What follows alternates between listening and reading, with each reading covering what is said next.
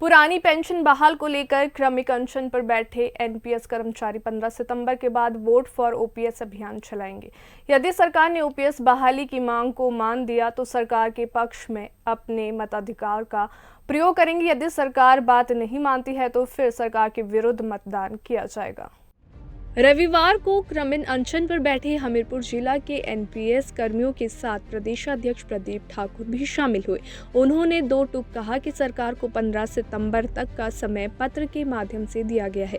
यदि बात नहीं मानी गई तो उसके बाद वोट फॉर ओपीएस अभियान शुरू किया जाएगा।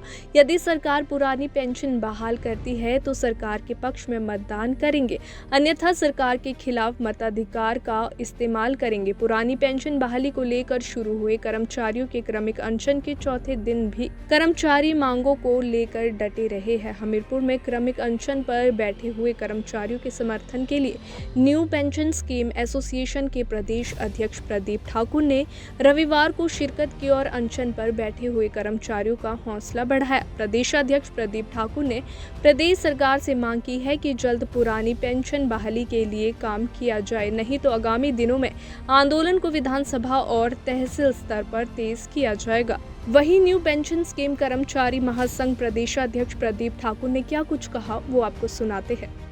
हम लगातार पेंशन बहाली के लिए प्रयास कर रहे हैं। जब सरकार द्वारा इस विषय में कोई हल नहीं किया गया तो हमने एक बड़ी रैली 13 अगस्त को शिमला में की। रैली के दौरान हमारी वार्ता भी सरकार से हुई, लेकिन माननीय मुख्यमंत्री महोदय ने उस दिन भी सिर्फ टाल मटोल ही इस विषय को लेकर किया और हमने उस दिन ही निर्णय किया था कि हम लगातार जो है क्रमिक अनशन पर शिमला में बैठेंगे।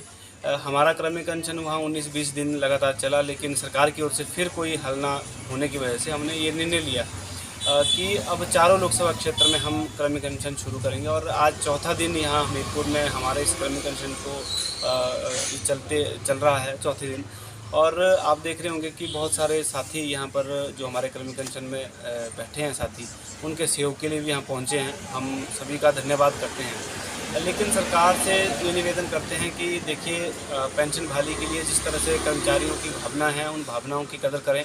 और पेंशन क्यों ज़रूरी है वो आपको पता है।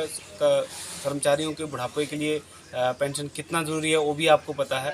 और आपको ये भी पता है कि एक कर्मचारी के रूप में अपनी सेवाएं कर्मचारी किस तरह से देते हैं। और आप अगर बुढ़ापे में उसको दर दर की ठोकरें खाने के लिए मजबूर करेंगे तो ये बिल्कुल सही बात नहीं है, क्योंकि एक कल्याणकारी राज्य में हमेशा सरकारों का ये काम रहता है कि वो अपने जितने भी उसके, चाहे वो सामाजिक कोई भी नागरिक हो या चाहे कर्मचारी हो या किसी वर्ग के लोग हों, तो उनको सुरक्षा प्रदान करें।